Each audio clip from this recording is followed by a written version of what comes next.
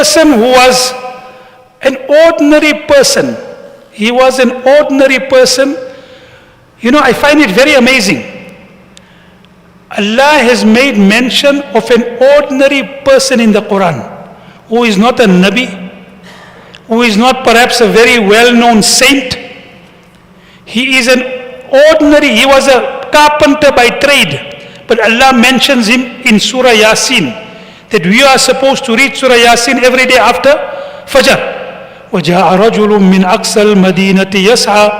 A person came to the people of the city. قَالَ يَا قَوْمِ اتَّبِعُوا الْمُرْسَلِينَ. O people, follow this Nabi of Allah. Why can't you follow him? اتَّبِعُوا مَنْ لَا يَسْأَلُكُمْ أَجْرًا. They don't ask you any remuneration, and they're not making any demands upon you. And they are giving you righteous commands. So look at this. So thereafter the people got angry with him and they martyred him. They killed him.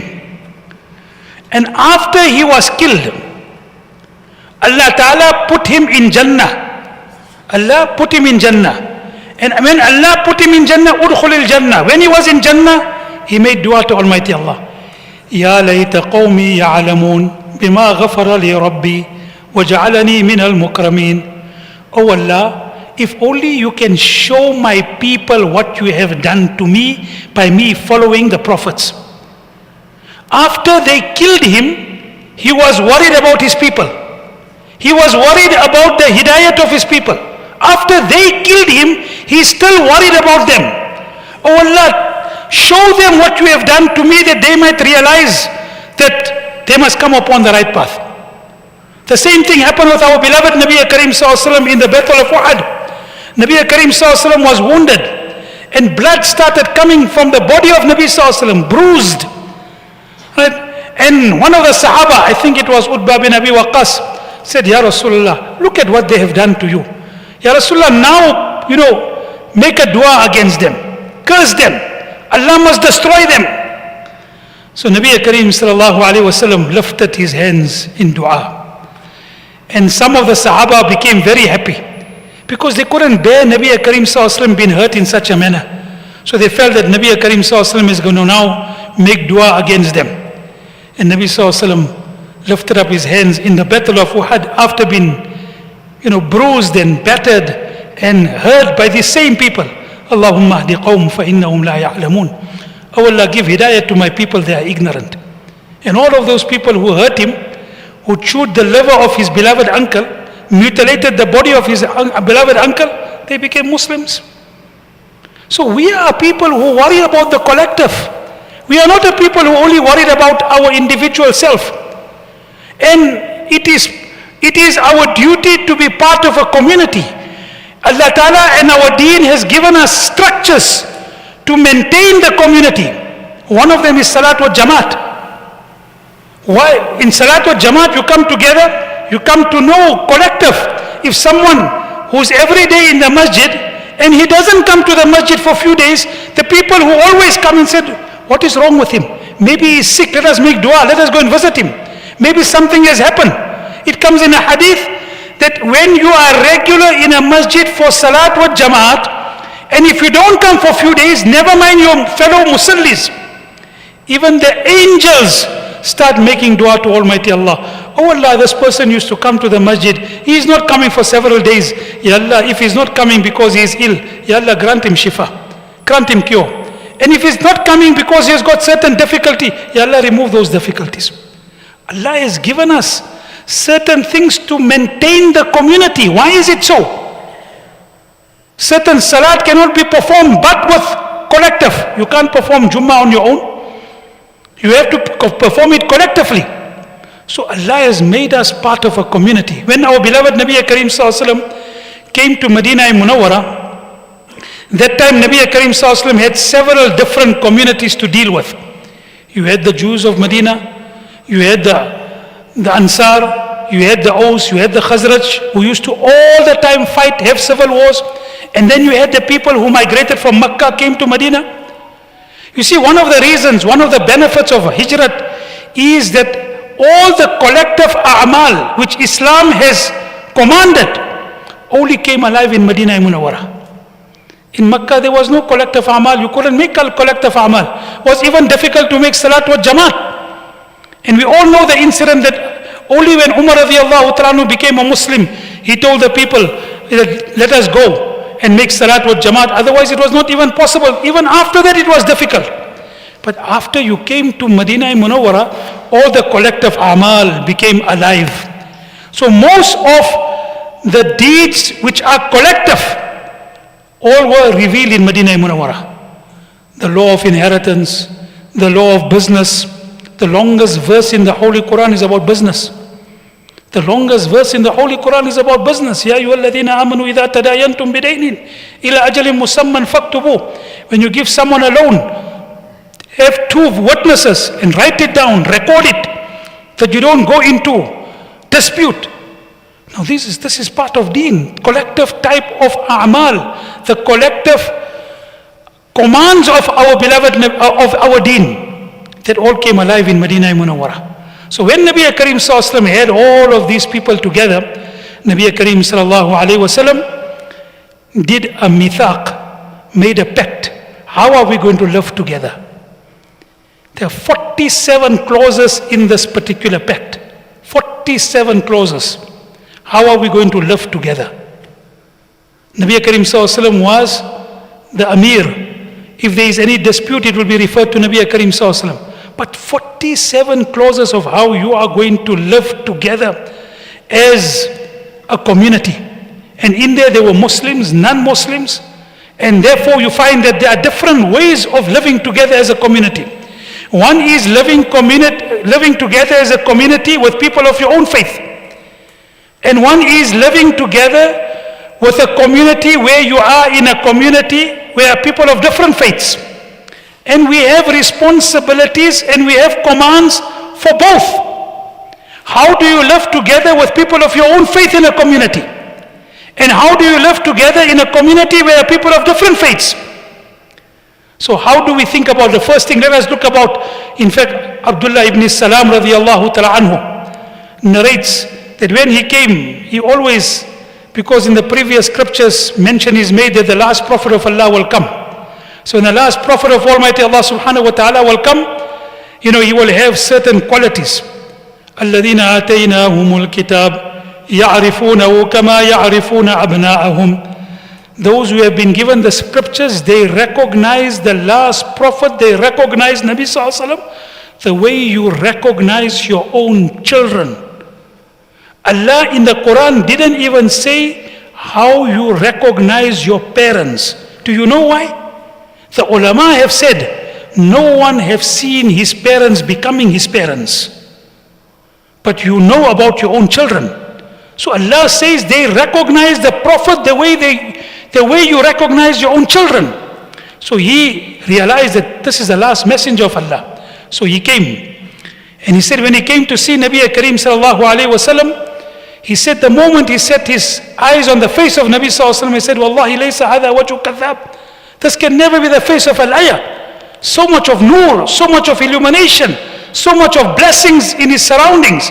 And he said the first words I heard Nabi Karim Sallallahu Alaihi Wasallam saying when he came to Medina made me realize he's the Prophet of Almighty Allah. He just further cemented my initial thoughts. Ya ayyuhan nas afshu salam. O people, spread the salam amongst you.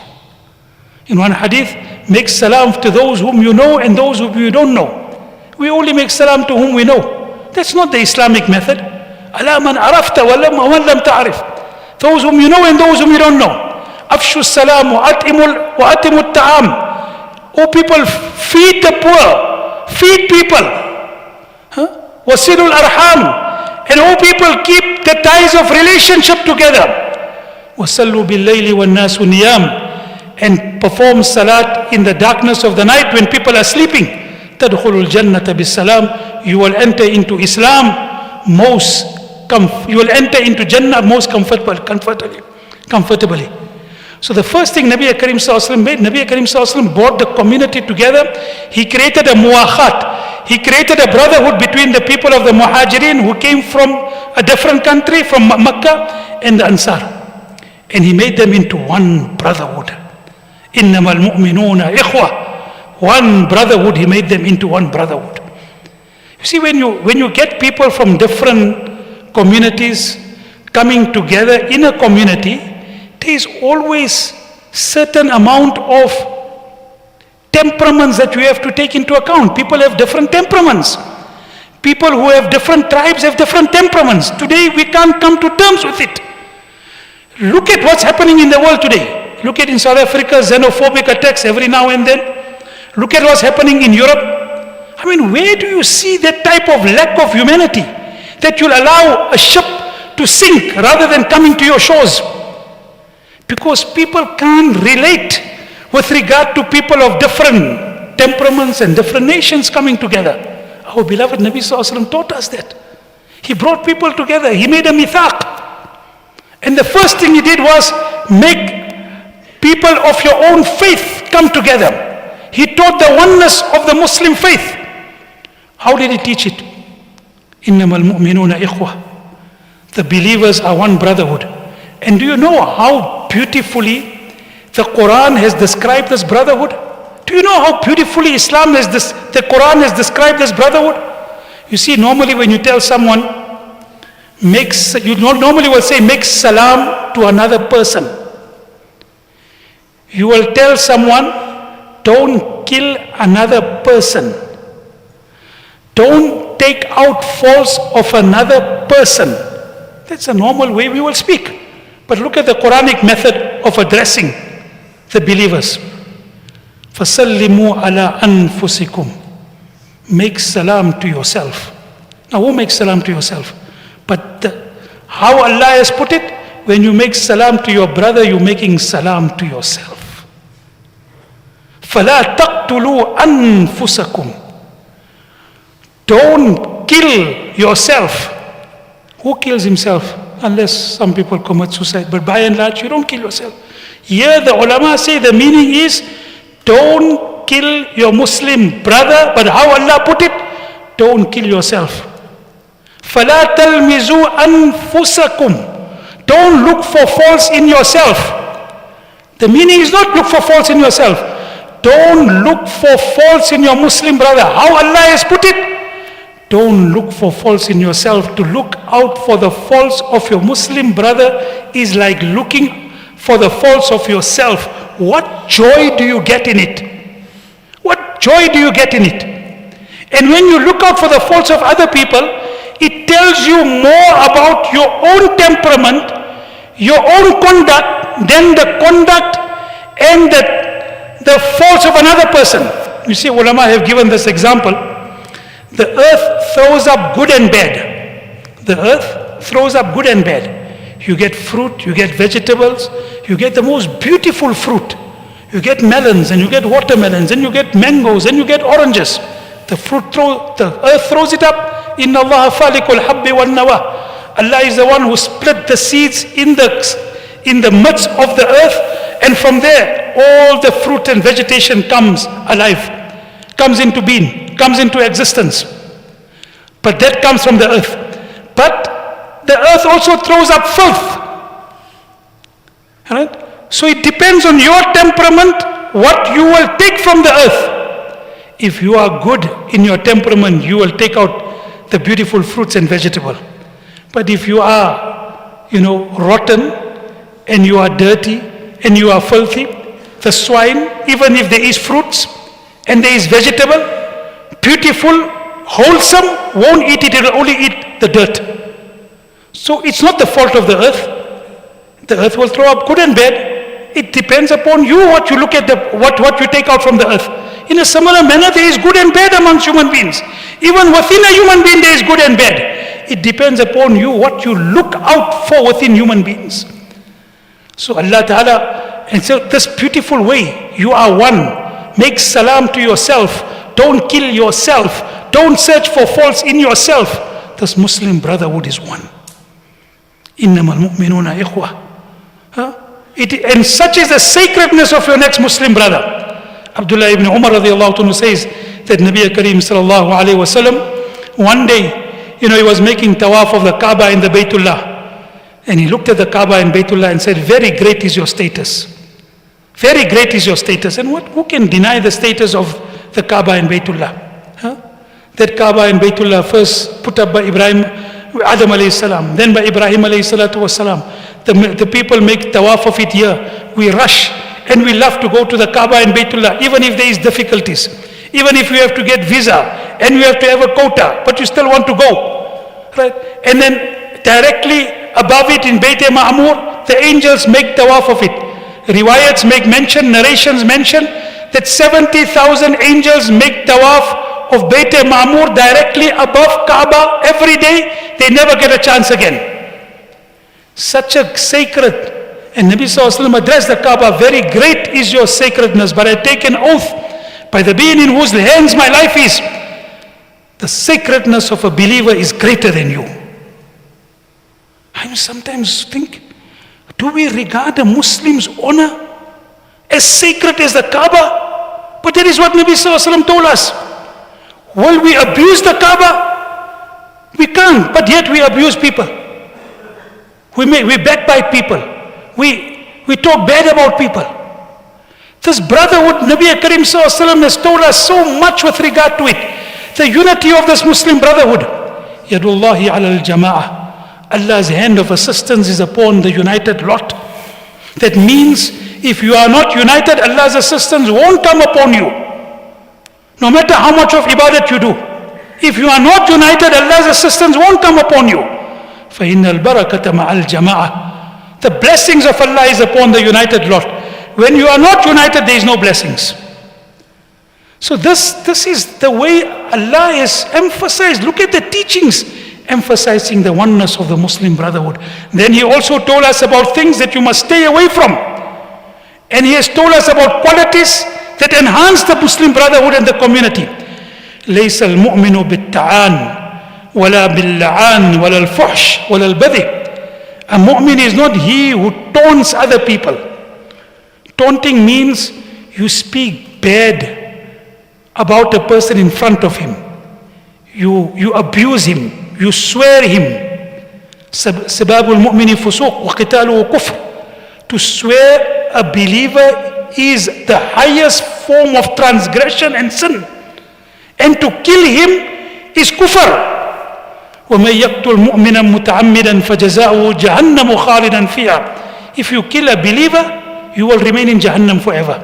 The Quranic ayat tells us this. وَقِتَالُهُ كُفْرٌ.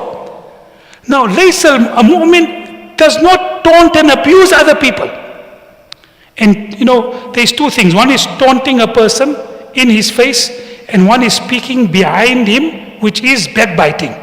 أَيُحِبُّ أَحَدُكُمْ أَن يَأْكُلَ لَحْمَ أَخِيهِ مَيْتًا فَكَرِهْتُمُوهُ. You will not love eating the flesh of your dead Muslim brother.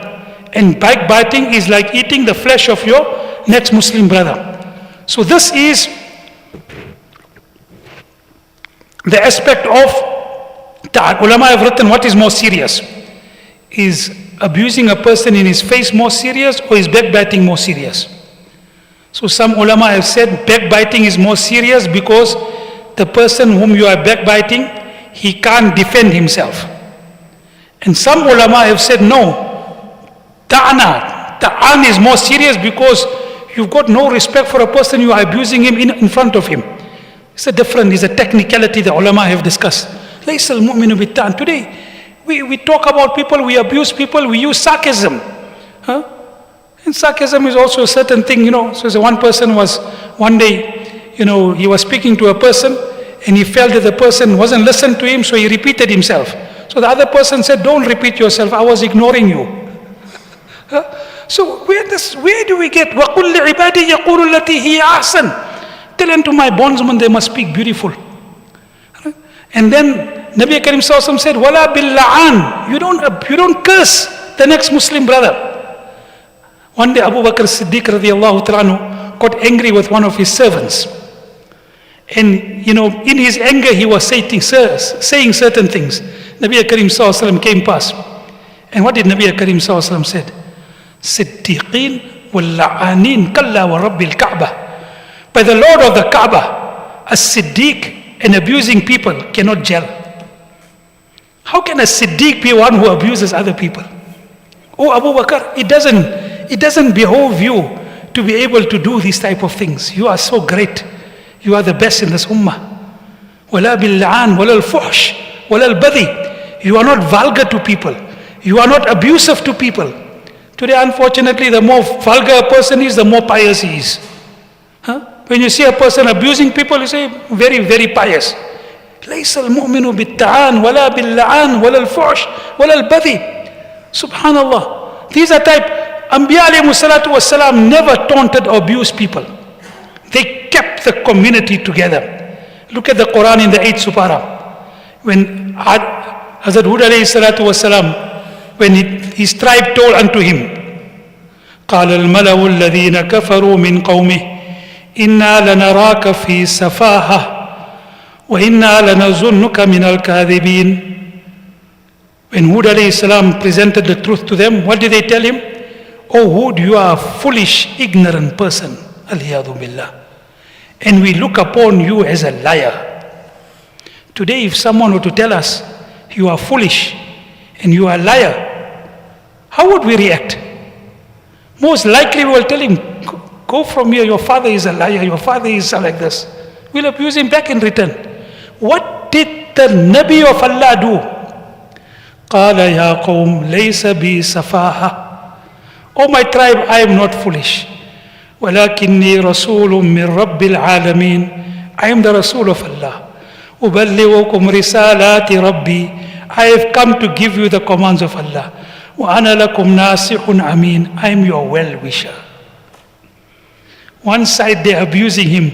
This one side is that type of, subhanallah, what type of most beautiful conduct. That's how a community becomes together. There are people who will be weak in the community. There will be people who will do wrong in the community. How do we deal with them? Umar radiallahu ta'ala one day heard about a person who had taken to wrong ways. He had taken alcohol. He was drinking. So Umar radiallahu ta'ala wrote him a letter. And in that letter, Umar radiallahu ta'ala wrote the beginning ayats of Surah Ghafir. Surah Mu'min, Ghafir al-Dhambi, wa Qabil al-Tawbi, Sharir al-Iqabi, Dhittawl, telling him to repent and come upon the right path. He told the person taking the letter, give him the letter when he is sober and tell me what is his reaction. So when the person waited for him to be sober, gave him the letter, he read it, he started crying. He said, look at my Allah. My Allah is telling me, Sharir al-Iqab.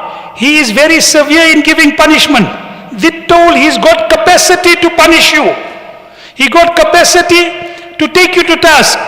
But he's also telling me, despite his power, Ghafir al-Dhambi wa Qabil al-Tawb, he forgives the sins of the repentant and he accepts the repentance of people. He cried and he made tawbah. He said, I'm no more ever going to take alcohol again. The person came to report to Umar radiallahu ta'ala. And Umar radiallahu ta'ala also cried, made dua for him. And he said, this is the way you tell people who are wrong how to come upon the right path. Don't give shaitan the upper hand over them. You're going to abuse him, you're going to tell him you are God, you are kafir, you are sinner, you are fasik, you are fajr. That person is going to fulfill your prophecies. He's going to go further away. Bring him close to you. This is how we find. Then of course, very lastly, I'll just try and conclude.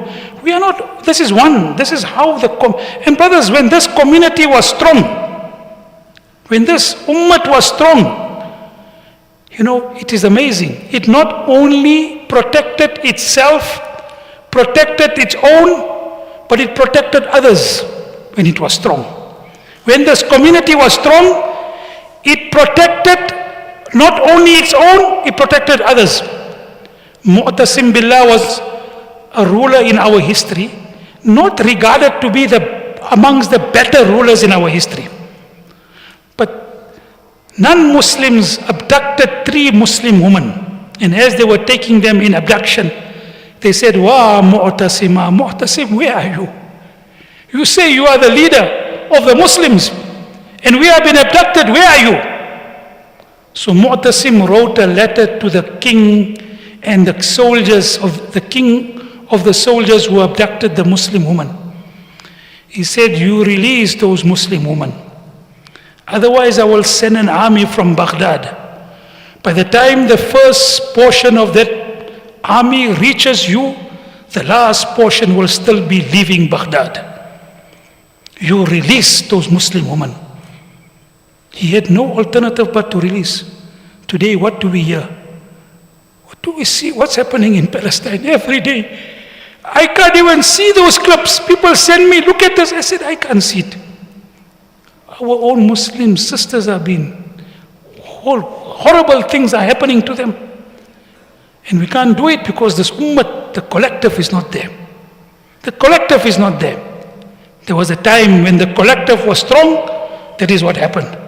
3 were taken into abduction. They sent an whole army. Today, thousands have been killed. We make dua, Allah Ta'ala accept it. But what else besides that? We can't come to their assistance. When this ummah was strong, the collective was strong, even when the Christians, they abused and persecuted and oppressed the Jews, the Muslims gave them refuge. Go and look at our history. When they were in Spain, when the Jews were being oppressed, they found refuge in North Africa and they found refuge in Spain. Go look at our whole history. When we were strong, we protected our own, we protected other people.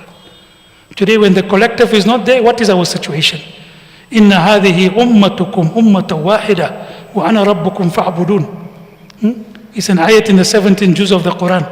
Brothers, what an amazing. The Quran doesn't say things just like that.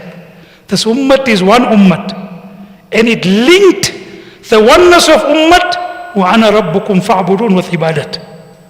It linked the oneness of the ummah wa ana rabbukum fa'budun and make ibadat of Allah Ta'ala. It linked the oneness and the unity of the ummah with ibadat. Then you have another type of ummah, and that is, how do you live with people of other faiths? Let me just give you 5 minutes about that. We believe, it's our belief, that we have and we believe in the supremacy of what we believe in. Inna deena inda Allah al-Islam. The deen in the eyes of Allah Ta'ala is Islam. Allah has chosen this religion for us. And therefore, we are even in a situation where we are in a minority or with other people, we preserve our identity. And we guard our identity jealously. Islam is very, very sensitive about its distinctive identity. When the non-Muslims came and said that you come and worship our idols for a little while, we'll become Muslims. Or in one riwayat, put a hand over your idols, we will become Muslims. Allah Ta'ala normally in the Quran, when He addresses believers, He says, Ya ayyuhalladhina amanu. When He addresses believers and disbelievers, He says, Ya ayyuhan nas. Here the first time He said, Qul ya ayyuhal kafirun. Oh, you who does believe, we don't worship what you worship. وَلَا أَنَا عَابِدٌ مَا عَبَدْتُمْ لَا عَبُدُ مَا تَعْبُدُونَ وَلَا أَنْتُمْ عَابِدُونَ مَا أَعْبُدُ. We don't worship what you worship. We are distinctive. We are but beyond that, in terms of common humanity, in terms of kindness, in terms of compassion, we are supposed to be part of the community.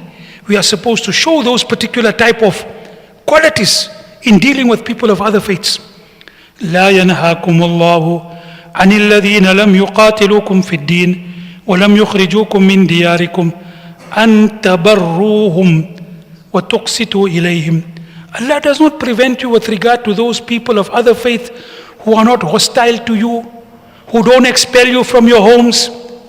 People like where we in Kenya, UK, South Africa, people are not that hostile. We still can live in our homes. What does Allah tell you about people of that faith? People of other faiths who don't expel you, are not hostile.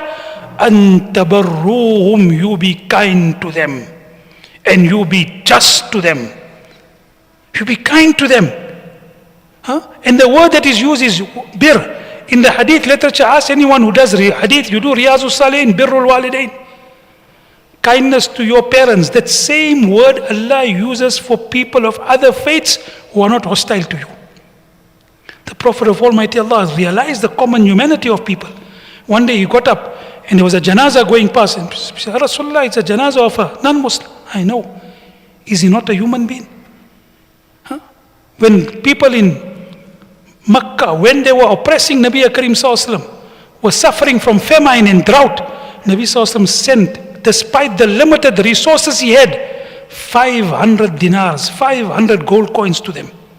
At a time when they were trying to attack Muslims, sent 500 gold coins to them to help them out in their drought. Huh? Nabi Karim Sallallahu Alaihi Wasallam showed these are the type of things that, and of course sometimes when you are in part of a community, there are certain things that are not essentially only based on faith, but are community and societal problems. You have to deal with it as a society, as a community. One is the importance of our own faith, which I given enough example. One is a broader faith. The broader, not a broader faith, we believe in our faith and we don't believe in the oneness of faiths, but a broader community and a broader society. So how do you see drugs, crime are not faith-related issues, they are societal issues. So even if you are within your own faith and you don't deal with it as a community, one day it will come to your community. If you don't deal with crime and safety and security as a community, as people of a neighborhood, then what's going to happen to you? One day it might come upon you where your safety is going to be compromised.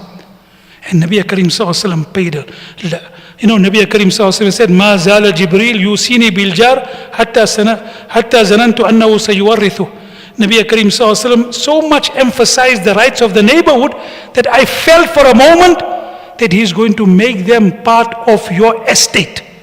Now can you imagine? As it is, we have enough problems with our estate, with our own family. Can you imagine if the whole neighborhood was part of our estates? What would have happened? Listen, Abdullah ibn Amr ibn al-As radiallahu anhu one day slaughtered a sheep, which used to be very rare at that time. And he said, the first person you give the meat to is the Jewish neighbor. Go give him the first portion of the meat must go to the Jewish neighbor. Nabi Karim Sallallahu Alaihi Wasallam one day went to go and visit a Jewish youngster who was sick. And I always tell people, we say follow the sunnah. How many people have ever followed the sunnah? Go and visit a non-Muslim in your neighborhood who is sick. Have you ever done? Nabi Karim Sallallahu Alaihi Wasallam, when Nabi Sallallahu Alaihi Wasallam invited him to Islam, and Nabi Karim Sallallahu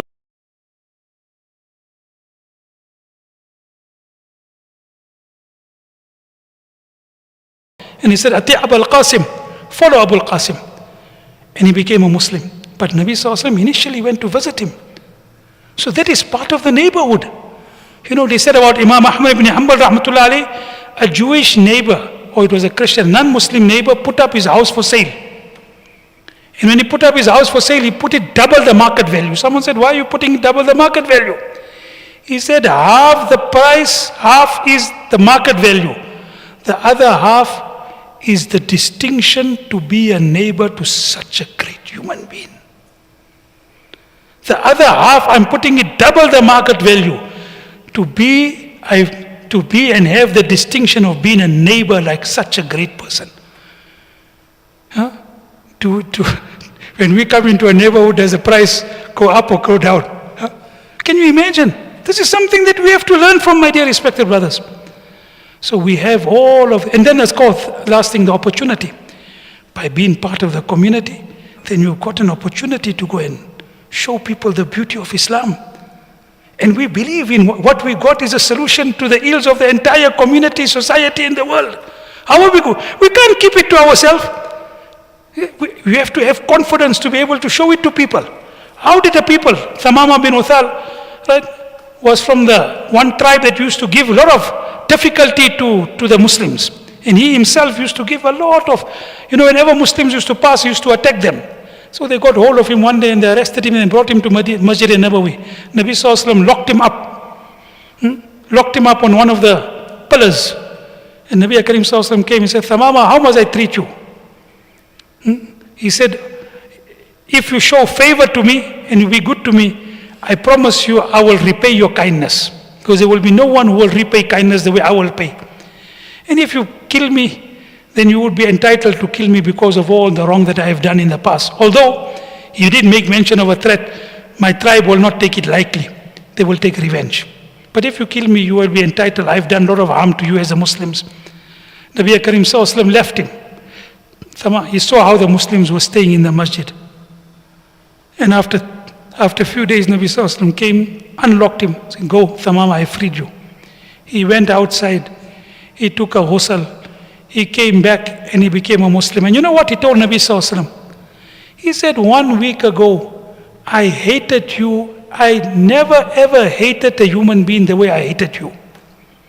And I take an oath today, I love you more than any other human being in this world.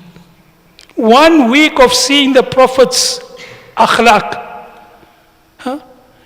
In Hayatus Sahaba, Muhammad Yusuf Kandari, let me conclude with this, makes mention that one day a person who used to harm the Muslims was brought into Medina.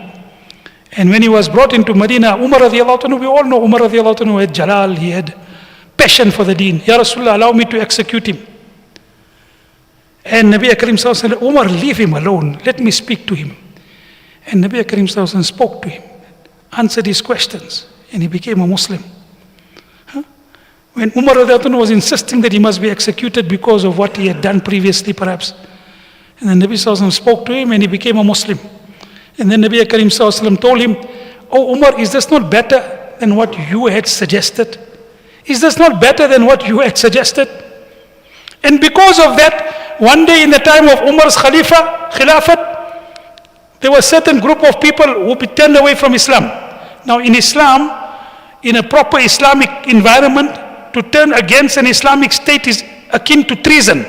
And the death of treason in every particular civilization, in every law is death. So they killed him. So when he came to Umar, Umar said, did you speak to him about Islam? Before you came? He said, no. He said, how did you just execute a person without explaining to him? And this Nabi Karim Sallallahu Alaihi Wasallam also spoke to the person, he became a Muslim. He told Umar, isn't this better than what you said? Umar used to cry. He used to cry and he said, I wanted to execute a person because this person thereafter went out in jihad and he became shaheed. And Umar said, I wanted to execute a person who became a Muslim, he became a shaheed. Brothers, we got this opportunity when we're living together with people. So in conclusion, I said firstly, I spoke about individual privacy, the individual rights. We are going to go to Allah Ta'ala alone, the way we were born alone.